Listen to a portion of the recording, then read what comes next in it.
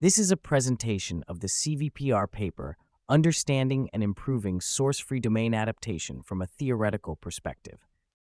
Deep learning has suffered from the domain shift problem, where models perform well on seen domains in training, but struggle with unseen domains. Unsupervised domain adaptation is a promising solution that trains the model with the labeled source domain and the unlabeled target domain and achieves high recognition accuracy on the target domain. However, UDA requires both source and target data for adaptation, posing source data privacy concerns and computational inefficiency. Source-free domain adaptation bypasses these issues by training with a source pre-trained model and unlabeled target data. In UDA studies, there is a well-known theoretical background about the upper bound of the target error. This background has contributed to yielding numerous methods. On the other hand, many promising SFDA methods have been proposed, but their theoretical background is yet unexplored.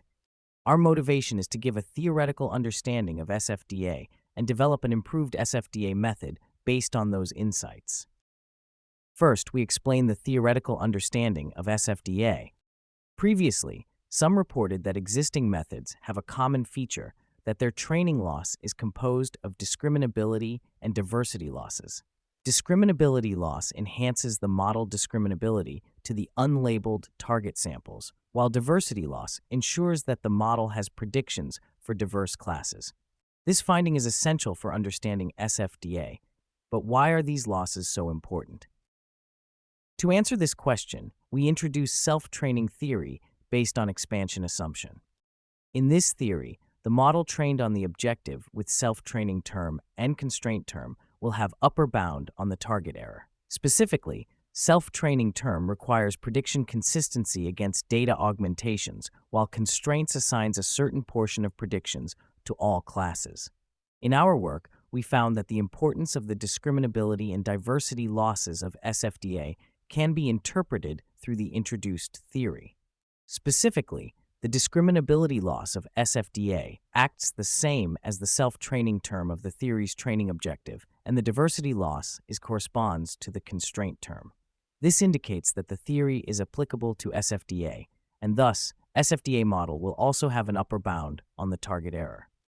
Besides, these findings provide two interesting insights for improving SFDA methods. Firstly, the constraint term should be decayed as the training progresses. When we look at the constraint term, we can see the self-training term in the right-hand side of it. The self-training term goes small as training progresses, so the constraint will be relaxed accordingly, and it can be scheduled by using the self-training term. Secondly, the data augmentation used in the training is a critical factor for achieving small target errors.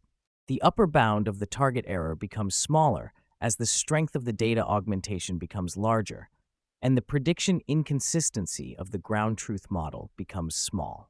Upon this, we can get a small upper bound by properly tuning the data augmentation. Based on these insights, we proposed an improved FA method that alternately performs model training and augmentation training. We employed discriminability loss and diversity loss for model training. Discriminability loss requires the model to maximize the prediction similarities between augmented samples and neighborhoods, while diversity loss minimizes the prediction similarities between the other samples. These losses are based on the existing SFDA method, but we newly introduce auto-adjusting diversity constraint.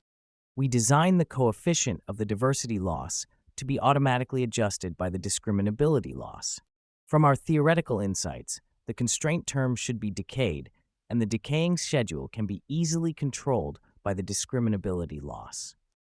We update the trainable data augmentation based on student and teacher losses. The student loss makes the augmentation more difficult, while the teacher loss works to preserve semantics. Theoretically, the student loss enlarges the data augmentation strength D, leading to the minimization of D over D-1. Meanwhile, the teacher loss maintains the prediction inconsistency of the ground truth model mu to be small. This training can minimize the upper bound, resulting in improved recognition performance. In the experiment, our method consistently improved the performance from the baseline method on 3 benchmarks. In addition, we analyze and confirm the validity of each proposed component through the ablation studies. This is the end of our presentation. Thank you for listening.